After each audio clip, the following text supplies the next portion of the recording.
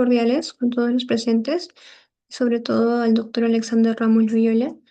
Mi nombre es Akemi Carpio Ramos, el cual en esta oportunidad voy a desarrollar la primera parte de lo que vendría a ser nuestra exposición sobre los delitos contra el orden económico. Por mi parte en específico abordaré tres puntos fundamentales, los cuales serían el concepto del orden jurídico y económico, segundo, el bien jurídico protegido y tercero, su relación con la economía social de mercado reconocida por nuestra Constitución Política del Perú. Todo ello desde una perspectiva tanto constitucional, penal, como también económica. Pasando al siguiente punto, los integrantes del grupo son Escobar Vargas Antonella, Alviar Coyo Yérica, Paredes Olechea Alexia, Acuache Campos José Antonio, Suárez Ñaupa, Xiomara Rosemary y mi persona Carvio Ramos Akemi. Seguidamente les hablaré acerca del orden jurídico económico, ¿no? Que si bien podemos entenderlo como el conjunto de normas y principios que regulan la actividad económica, tanto del Estado como también de los particulares, con la finalidad de poder garantizar que el mercado funcione de manera tanto libre, transparente y sobre todo competitiva. Quiere decir que el orden económico funciona como una especie de estructura o marco jurídico que organiza las reglas del mercado. O sea, este sistema tiene tres pilares fundamentales. Primero, el pilar constitucional, conformado principalmente por los artículos 58 al 65 de la Constitución Política, donde se va a establecer el modelo económico peruano. Segundo sería el pilar penal, que ese representa el título noveno del Código Penal, específicamente en sus artículos del 232 al 243, que básicamente estos vendrían a sancionar conductas que afectan gravemente al orden económico. Y tercero, el pilar administrativo, donde intervienen instituciones como Indecopi o la SBS, encargadas de poder supervisar y sobre todo controlar el correcto funcionamiento del mercado. Es por ello que, en consecuencia, cuando una conducta afecta una forma grave, el equilibrio económico o la competencia y el derecho penal va a intervenir como mecanismo de protección en estos casos.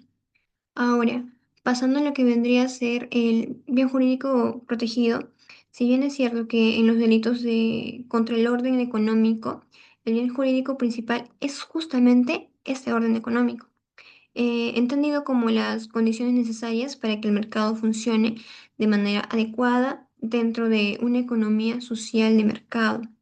Quiere decir que este bien jurídico puede dividirse en cuatro dimensiones, como se observa en la primera, la libre competencia, o sea, que esta está protegida por el Decreto Legislativo 1034 y el artículo 232 del Código Penal, asimismo evitando monopolios y prácticas colusorias.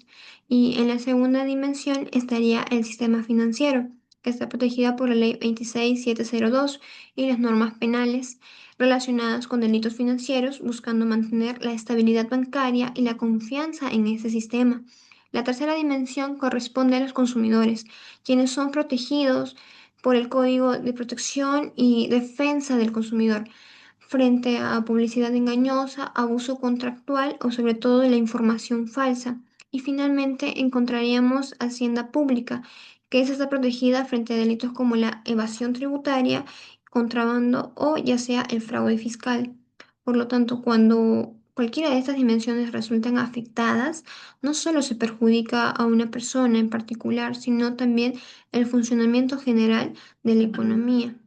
Y en la siguiente, que sería la relación con la economía en la sociedad, básicamente el artículo 58 de la Constitución Política nos establece que el Perú se rige por una economía social de mercado.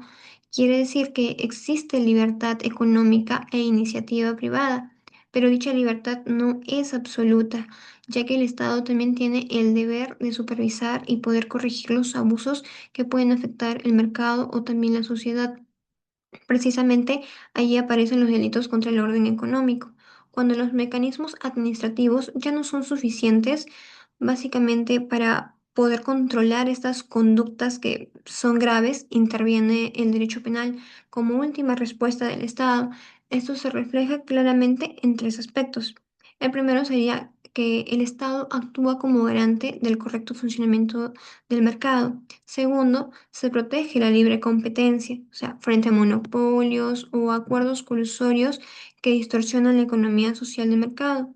Y tercero, se establece un límite a la iniciativa privada, ya que la libertad económica no puede utilizarse para perjudicar a los consumidores, empresas o el propio Estado. En consecuencia, ya estos delitos vendrían a representar una herramienta de protección del modelo económico constitucional peruano. Bien, continuando con la explicación acerca de los delitos que afectan al orden económico, vamos a adentrarnos al capítulo 3, especialmente mencionando dos artículos importantes que vendría a ser el artículo 137, que nos habla acerca de la venta ilícita de mercadería, como el artículo 141, tanto en sus dos incisos en el A y el B, que nos habla acerca del fraude o corrupción que se cometen dentro de remates, licitaciones o concursos públicos. Vamos a iniciar con la explicación respecto al artículo 237 que nos habla de la venta ilegal de mercaderías, identificando en primera instancia su conducta. ¿Cuál es la acción aquí? Es la venta, negocio, transporte o comercialización de bienes. ¿Cuáles son estos bienes? Prácticamente son aquellos que tienen por característica distribución gratuita y que gozan de beneficios tributarios especiales. La infracción aquí que podemos diferenciar es que se vulnera el destino legal y social de los mismos. Por otra parte, es necesario distinguir cuál es el bien jurídico protegido. En este caso, tendría que ser el orden económico, ya que se busca la estabilidad del mercado. A su vez, la bienestar social, que es la correcta administración de recursos estados, incluso a los más necesitados. Por otra parte, la confianza pública, porque se busca que la sociedad tenga fe en los programas brindados por el Estado. Ahora vamos a poder diferenciar aquellos sujetos que comprenden el delito. Tenemos en primera instancia el sujeto activo quien comete la acción, que vendría a ser a cualquier persona, ya que hablamos de un delito común. Puede ser tanto persona natural como persona jurídica. Por otra parte, tenemos el sujeto pasivo sobre quien recae la acción, que puede ser tanto el Estado como la sociedad, ya que estos son titulares del control. Ahora, es necesario mencionar la tipicidad, tanto objetiva como subjetiva. En tipicidad objetiva podemos encontrar básicamente la conducta, que es poner en venta o negociar indebidamente y a su vez sacar bienes de zonas con beneficios tributarios. Respecto a su consumación, podemos decir de que hablamos acerca de un delito de peligro abstracto que con el simple o la simple puesta en peligro ya constituye delito, por lo tanto merece una sanción. Por su parte, la tipicidad subjetiva nos habla de la intencionalidad de la gente, en este caso es el dolo, porque ha tenido conocimiento y voluntad de hacerlo.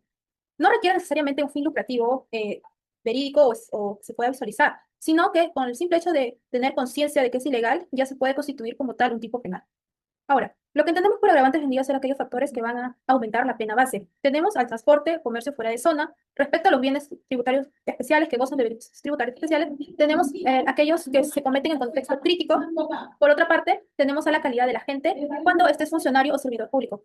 Cuando nos referimos a contexto crítico es cuando en el momento que ocurre el acto delictivo da un proceso muy difícil para la sociedad. Por lo tanto, aquí no solo va a ser la víctima el Estado, sino también la sociedad como tal. Por su parte, tenemos a las penas, una vez que ya hemos podido establecer cuáles son los agravantes. Como pena básica, tenemos de 2 a 6 años de pena privativa de libertad. Por otra parte, guiándonos en el agravante 1, que es respecto a los bienes transportados fuera de zonas que gozan con este beneficio tributario, vendría a ser de 3 a 6 años, incluyendo la inhabilitación si correspondiera. Y por último, la segunda agravante, que vendría a ser de 3 a 8 años, cuando quien lo comete es un funcionario público, servidor público, o como hemos dicho, el momento de la ejecución de esta acción delictiva ocurre cuando hay un caos público o de calamidad pública. Ahora vamos a explicar brevemente ejemplos para poder explicar respecto a lo que nos dice este artículo. Como supuesto base o como caso se diera una pena base, se da el siguiente caso. El Estado entrega 500 cajas de leche con el sello prohibido de venta, esto al programa de vaso de leche. Se le entrega a una organización vecinal para ser repartidas a niños de escasos recursos. Aquí podría configurarse el delito siempre y cuando una persona que participa de esta organización vecinal adquiera o se apropie de estos bienes y los revenda, a pesar de que ya se estipula que son prohibidos su venta. Por otra parte, el agravante por beneficio tributario, como sabemos en el Perú, específicamente en la Amazonía, hay ciertos productos que no se pagan de IGB, por lo mismo que se busca fomentar el desarrollo de esta región. ¿Qué pasaría si un empresario compra 200 toneladas de gasolina y este los revende a, por ejemplo, otra parte del Perú que no esté dentro de la Amazonía? Obviamente va a tener un fin lucrativo porque va a ganar mucho más de lo que él ha comprado y aprovechándose de esta condición de los beneficios tributarios especiales que goza la calidad de la gasolina que adquirió. Aquí también se configuraría delito justamente por este tipo de agravante. Otro agravante vendría a ser si ocurre un terremoto o inundación masiva. Vamos estipulados un caos total hacia la sociedad. Y el gobierno envía carpas, frazadas, medicamentos a los damnificados. Aquí podría configurarse delito si, por ejemplo, un funcionario de la municipalidad, puede ser el alcalde, adquiere estos bienes, pues los tiene en su potestad y él los distribuye o los revende incluso, o les da a un familiar que lo venda. Y él obviamente va a recibir una bonificación de esa acción. Ahí se configura delito también por el agravante de calamidad pública, como a su vez de que es un funcionario público. Por lo tanto, van a tener sus penas respectivas en lo que confiere las agravantes. Eso es respecto al artículo 237. Ahora vamos a hablar acerca del siguiente delito estipulado en el artículo 241 que nos habla de acerca de fraude en remate, licitaciones y contrataciones públicas. Los remates básicamente son cuando el Estado va a poner en disposición ciertos bienes confiscados. Por otra parte, las licitaciones y contrataciones públicas son procesos en los cuales el Estado busca empresas, tanto privadas como públicas, para que éstas les ayuden a realizar ciertas obras públicas, bueno, en sí en general, con fin primar el bienestar social. Estableciendo eso, vamos a conocer qué es lo que necesita este delito. Básicamente, manipula o altera, afecta también la libre concurrencia. Esto a través de dádivas, amenazas o promesas, a través que se busquen las ventajas indebidas. Aquí, ¿cuál es el bien jurídico protegido? Básicamente la correcta administración pública, la transparencia y libre competencia de estos procesos ya explicados, la igualdad de oportunidades entre gestores. Los sujetos que podemos identificar son el sujeto activo y pasivo. El sujeto activo vendría a ser las personas o las empresas que participan de este tipo de procesos, y el sujeto pasivo vendría a ser el afectado, el Estado como la sociedad. Por su parte, en la tipicidad, distinguimos a la tipicidad objetiva y subjetiva. La objetiva, que básicamente es la conducta, vendría a ser la aceptación de las dádivas por no participar de estos procesos y a su vez alejar a los postores con amenazas o artificios, con tal de que ellos estos hagan u omitan sus acciones dentro del desarrollo de este tipo de procesos. La tipicidad subjetiva, la intención, vendría a ser con dolo, ya que se busca aquí un beneficio indebido. Por otra parte, la pena es hasta 3 años, con 180 365 días multa, y la suspensión para contratar con el Estado, en casos de, por ejemplo, un concurso público, este sería con fecha de 3 a 5 años. Ahora, dentro del artículo 241 podemos distinguir dos incisos que nos habla aún más sobre el ámbito privado. En el artículo 241A nos habla acerca de la corrupción en el ámbito privado, es decir, entre empresas privadas. Básicamente es cuando se solicita o ofrece beneficios indebidos, esto con el fin de favorecer ciertas operaciones comerciales. El bien jurídico protegido en este delito es básicamente la transparencia, la lealtad y ética dentro de las relaciones comerciales privadas, también la libre y leal competencia dentro del mercado económico, y por último la confianza en el tráfico y de la economía privada. Los sujetos, el sujeto activo, en este caso vendría a ser tanto los socios, gerentes, empleados, asesores, representantes. Si nos damos cuenta aquí como tal no es la persona jurídica, sino la persona natural que trabaja dentro de esta entidad. Y el sujeto pasivo vendría a ser la empresa, terceros o el mercado, como tal, sobre quien cae la afectación. Por su parte, la tipicidad objetiva vendría a ser la recepción o la solicitud de estas dádivas, como también la entrega u ofrecimiento de las mismas. Aquí, lo importante es que, a pesar de que no haya aceptado la otra parte estas dádivas, por el simple hecho de que tú puedas ofrecerlas, ya se configura delito. También tenemos a la tipicidad subjetiva, que es básicamente la intención, y se da, en este caso, con dolo, ya que se busca un favorecimiento indebido. La pena sería hasta de 4 años, la inhabilitación correspondiente de estos funcionarios, y de 180 a 365 días multa. Por otra parte, tenemos a la corrupción al interior de estos entes privados. Esto en el artículo 241b, bueno, inciso B. La definición básica sería que se buscan beneficios indebidos en perjuicio de la propia empresa. Esto usualmente pues lo cometen las personas naturales que laboran dentro de la misma empresa. El bien jurídico protegido es que el patrimonio, en primer lugar, el empresarial dentro de la constitución de la empresa, la lealtad interna y organizacional, la buena administración de la misma. Los sujetos vendría a ser, distinguimos el sujeto activo y el sujeto pasivo. El sujeto activo vendría a ser los socios, gerentes, empleados, y el sujeto pasivo, la persona jurídica afectada como tal. En la tipicidad objetiva podemos evidenciar la recepción, la solicitud y la entrega y ofrecimiento. Como hemos dicho, al igual que en el anterior artículo, con el simple hecho de tú ofrecer ya se configura delito. En la tipicidad subjetiva vemos el dolo, que es la intencionalidad, básicamente porque se busca un perjuicio a la organización. La pena sería de hasta 4 años, la inhabilitación correspondiente y de 180 a 365 días multa. Para finalizar, vamos a dar un breve ejemplo acerca de cada uno de estos articulados referente al fraude dentro de estos procesos para poder entenderlo un poco más. Respecto al artículo 141 que hemos hablado como tal del fraude en remate, licitaciones y concursos públicos, tenemos la siguiente consigna. Dice, la Municipalidad Distrital de Ica realiza una licitación pública para reparar una pista. Una empresa llamada Villacorp SAC ofrece dinero a la empresa competidora Carrizales Constructora para que no participe en la licitación. La otra empresa acepta retirarse y así la constructora gana el contrato fácilmente. Como hemos visto, en este tipo de delitos, lo que va a primar es que no se vulnere la transparencia y libre competencia en los procesos de contratación pública. Aquí ya hay una manipulación, hay una alteración, porque hubo una dádiva, un beneficio económico, y se afectó claramente la libre competencia. Por lo tanto, se manipuló el proceso como tal. ¿Qué pasaría aquí si esta empresa que ya participa, que va a ganar, Villacorpsac, no tenía propuestas tan buenas, no tenía tan buena experiencia, por lo tanto, ya que la otra empresa no aceptó, esta participa y realiza la pista, la pueden reconstruir, pero de una forma muy deficiente. Aquí no solo el perjudicado sería el Estado como tal por su presupuesto, sino también sería la sociedad en conjunto, ya que la pista pues es un bien público. Por otra parte, tenemos el artículo 241A, que nos habla acerca de la corrupción en el ámbito privado, como ya hemos establecido. Vamos a ver el siguiente ejemplo. Una empresa farmacéutica privada, Perú, ofrece viajes y regalos costosos al médico Juan Perales, que labora en una clínica privada para que recomiende exclusivamente sus medicamentos a los pacientes. Aquí ya tiene un fin patrimonial. El bien jurídico protegido sigue siendo la transparencia, lealtad y ética de relaciones comerciales. Aquí cada uno está, si nos damos cuenta, prima una relación comercial. Tanto que la farmacia quiere tener más ventas por medio de los pacientes, como el doctor también quiere tener pues ciertas dádivas, ciertos beneficios, que no necesariamente es el dinero, sino a través de viajes y regalos costosos. Aquí también se busca la confianza en el tráfico comercial, en la relación comercial por lo general. Aquí, como hemos dicho, se ofrecieron estas ventajas y se favoreció intereses comerciales personales, pero también se alteró la ética profesional tanto del doctor como la comercial de la empresa farmacéutica. Luego tenemos el artículo, para finalizar, el artículo 241b, que nos habla de la corrupción al interior de entes privados. Como hemos dicho aquí, lo que prima es la acción que tiene la persona natural que labora dentro de la entidad privada. Nos dice, una empresa tecnológica llamada Tecnova está preparando el lanzamiento de un nuevo programa informático que todavía es muy secreto e importante para la empresa. Un trabajador del área administrativa, Roberto García, que tenía acceso a información confidencial, acepta dinero de otra empresa, de la empresa competidora llamada Novatec, para entregar lista de clientes, estrategias de ventas, precios y datos del nuevo programa. Después de recibir esta información, dicha empresa competidora lanza un producto parecido antes de Tecnova y le quita clientes. Como podemos evidenciar aquí, lo que se busca es el patrimonio empresarial, la lealtad interna. Aquí se pone en juego la lealtad interna. Por lo tanto, no hay confianza dentro de la organización. Aquí se vulneró la confianza como tal y la estructura de la empresa, ya que el trabajador recibe un beneficio indebido, perjudicó en sí directamente a la empresa, a su propia empresa en donde labora, y traiciona claramente la confianza de su organización. A manera de concluir con este capítulo, podemos decir de que se busca la sanción de esta serie de delitos a base de la transparencia, la competencia justa y sobre todo la confianza en la administración pública como en las entidades privadas. Eso respecto al punto del capítulo 3. Muchas gracias. Bueno, continuando con la exposición, vamos a hablar sobre la especulación, alteración de medidas y pesos y también lo que es la adulteración. Estas son conductas ilícitas donde se incrementan injustificadamente los precios, ya sea de bienes y servicios esenciales.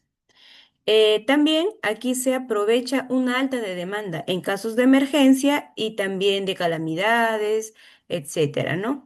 Esto no se basa en costos reales ni también en el funcionamiento normal del mercado. Bueno, ahora hablaremos del delito de especulación, que esto está regulado en el Código Penal en el artículo 234. Bueno, la conducta típica del delito de especulación es el aumentar precios sin justificación, así como también vender productos a precios excesivos, también aprovecharse de la crisis o la necesidad del público, también manipular el mercado para beneficio de uno mismo. Dentro de los sujetos tenemos el sujeto activo y el sujeto pasivo. El sujeto activo viene a ser los comerciantes, los proveedores o cualquier persona que venda, en este caso, el bien o el servicio. Dentro del sujeto pasivo viene a ser los consumidores, o sea, la sociedad en general. Tenemos el bien jurídico protegido, que viene a ser la economía del mercado, el derecho del consumidor, así como también el acceso justo a bienes esenciales. También tenemos algunas penas, en este caso la pena general por este delito es de 2 a 6 años de prisión con 180 a 365 días de multa. La pena agravada que viene a ser cuando hay está el estado de emergencia, viene a ser de 4 a 8 años de prisión con 180 a 365 días de multa. Ahora vamos a ver el delito ya sea en alteración de pesos. Esto está regulado en el Código Penal peruano, también en el artículo 234. Su conducta típica viene a ser usar las balanzas alteradas. También cuando hay manipulación por los kilos, por los litros o ya también sean por las medidas. También entregar productos em, que tengan menos, que sean menos pagados en este caso. El bien jurídico protegido viene a ser la confianza en las transacciones comerciales, así como también el patrimonio del consumidor y también la transparencia del mercado. Su pena es de hasta 1 año de prisión a 90 a 180 días de multa. Luego vamos a ver el delito en alteración. Esto está regulado en el artículo penal peruano 235. Su conducta típica viene a ser mezclar productos con sustancias no autorizadas, así como también alterar los pesos y medidas, o en este caso la calidad. También vender productos falsificados o ya sean contaminados. Dentro de los sujetos activos tenemos los productores, los distribuidores o también los comerciantes. El sujeto pasivo vendría a ser los consumidores, en este caso la sociedad o la población en general. El bien jurídico protegido es la salud pública, la seguridad de los consumidores y también la confianza en el mercado. La pena de este delito de adulteración viene a ser en casos generales, la pena viene a ser de 1 a 3 años de prisión con 90 a 180 días de multa, y la pena agravada en casos de emergencia o calamidades viene a ser de 4 a 6 años, y también 180 a 365 días de multa.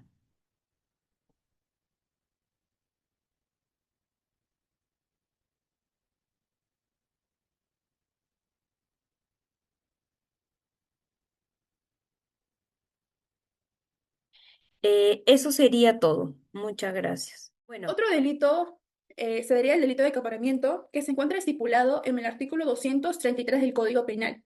Este se define o se produce cuando una persona o empresa retiene, esconde o sustrae bienes esenciales del mercado con el objetivo de provocar escasez y posteriormente venderlos a un precio mucho más elevado para obtener así beneficios económicos. Aquí vamos a ver que el sujeto activo puede ser cualquier persona, comerciante o empresa que retiene o almacena o sustrae productos del mercado para generar desabastecimiento. El sujeto pasivo principalmente somos los consumidores y la sociedad, ya que la escasez de productos esenciales afectan el acceso de la población y a los bienes necesarios para la vida y a la salud. La tipicidad objetiva consiste en realizar las conductas que provocan desabastecimiento del mercado, tales como retener o esconder bienes esenciales, sustraer productos del mercado para dividir su disponibilidad, generar escasez artificial para alterar los precios. Estas opciones son conductas que afectan el abastecimiento normal en productos indispensables para la población.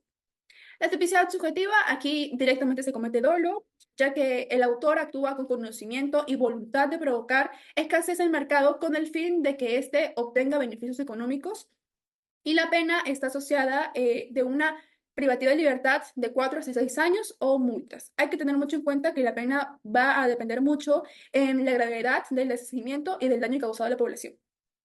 Bien, ahora vamos a ver ejemplos de las conductas típicas. Se podría decir el acaparamiento de medicamentos. Esto se establece cuando se guardan grandes cantidades de medicamentos para venderlos más adelante con un precio más excesivo y más elevado. Esconder productos básicos cuando se retienen los alimentos o productos de primera necesidad durante la situación de crisis. Y el almacenamiento de alimentos, que comprar y almacenar grandes cantidades de productos para provocar la subida de los precios, o sea, que los precios estén mucho más elevados. Entonces, el bien jurídico protegido aquí es que el abastecimiento normal del mercado y el acceso de la población a bienes esenciales necesarios para la vida y a la salud.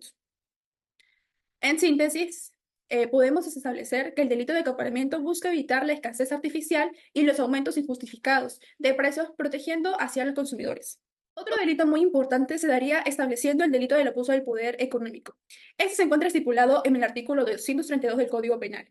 Bien, por otro lado, este se define o se produce cuando una empresa o grupo de empresas utiliza su posición dominante en el mercado para afectar la libre competencia mediante acuerdos o prácticas anticompetitivas. Estas conductas buscan impedir, restringir o distorsionar la competencia con el fin de obtener beneficios económicos indebidos. Ahora bien, vamos a establecer quién es el sujeto activo, que en este caso pueden ser las empresas, empresarios o agentes económicos que, aprovechando su posición en el mercado, participan en acuerdos o prácticas que afectan la libre competencia entre competidores. El sujeto pasivo se daría el Estado, el mercado y los consumidores, ya que estas conductas alteran el orden económico, afectan la transparencia del mercado y también perjudican a los usuarios al limitar opciones y elevan así los precios.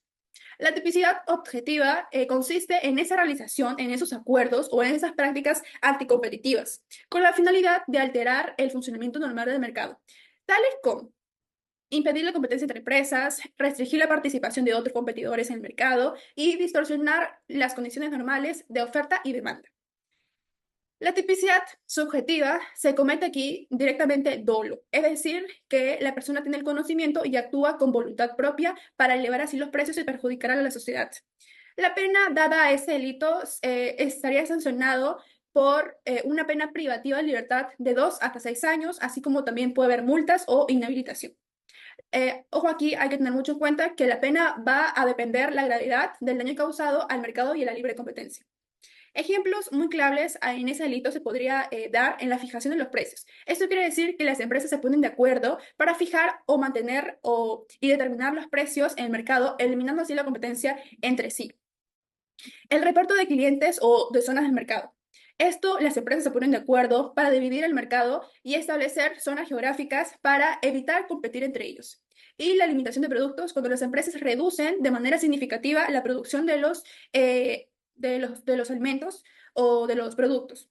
Bien, entonces podemos establecer que el bien jurídico protegido en este delito esencialmente es la libre competencia, el mercado y que permite garantizar la eficiencia económica. Hay precios justos y una mayor variedad de productos. Hoy les voy a explicar dos delitos económicos regulados por el Código Penal peruano, donde ambos buscan proteger el orden económico y evitar abusos que afecten al Estado, al mercado y a los consumidores. En primer lugar, voy a hablar sobre el artículo 242, denominado rehusamiento a prestar información económica, industrial o comercial. ¿De qué nos habla este artículo?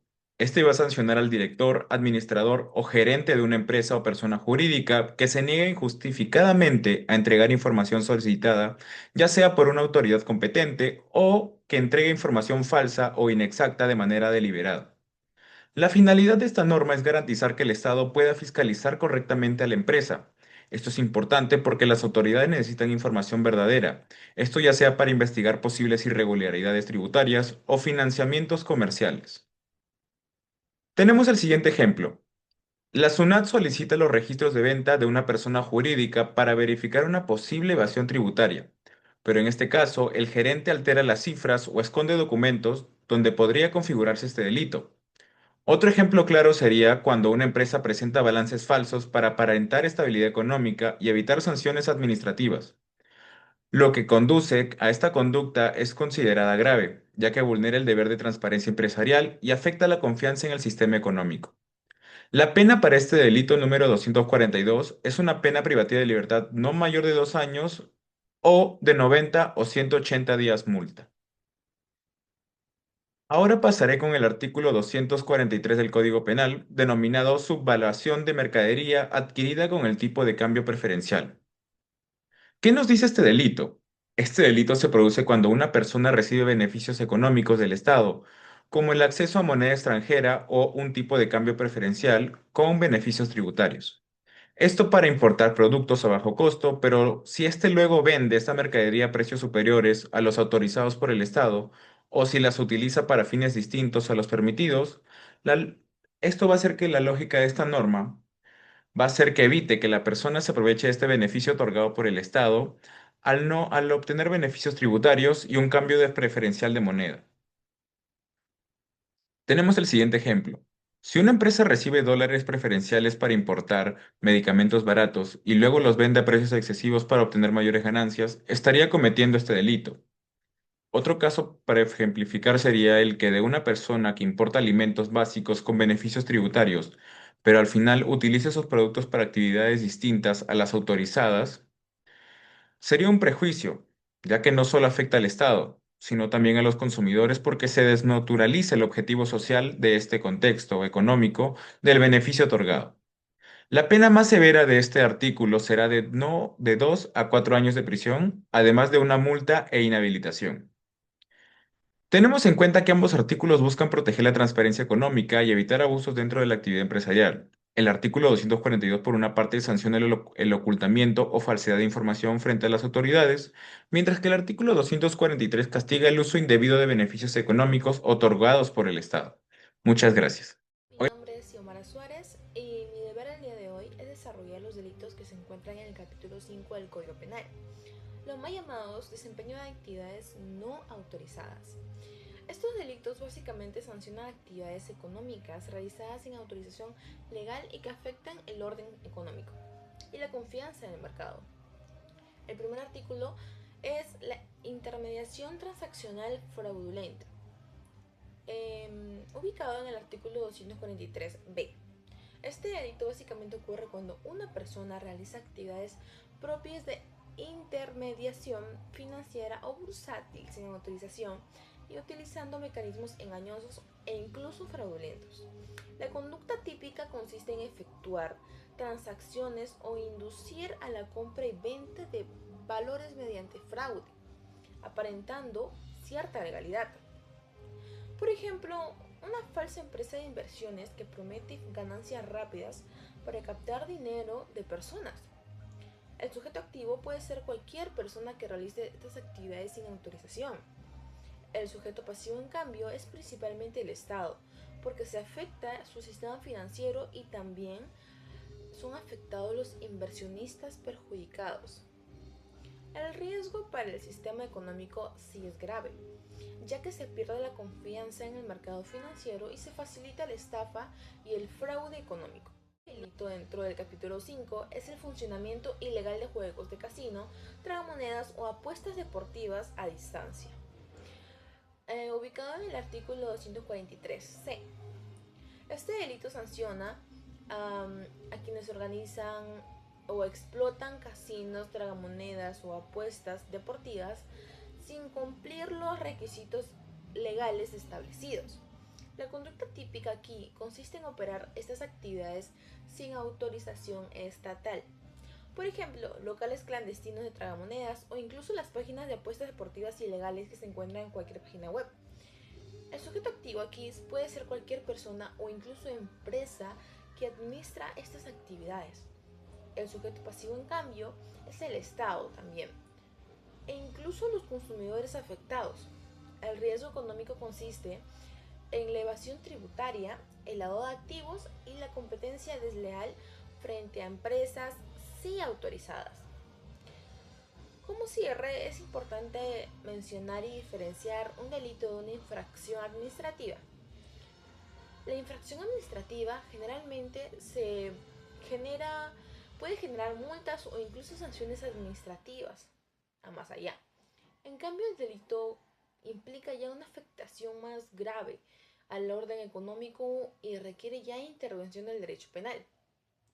Respecto a Indecopi, esta institución sí protege a los consumidores y supervisa prácticas comerciales ayudando a detectar irregularidades económicas. Como conclusión, estos delitos buscan proteger la transparencia, la legalidad y la confianza dentro del sistema económico peruano. Muchas gracias.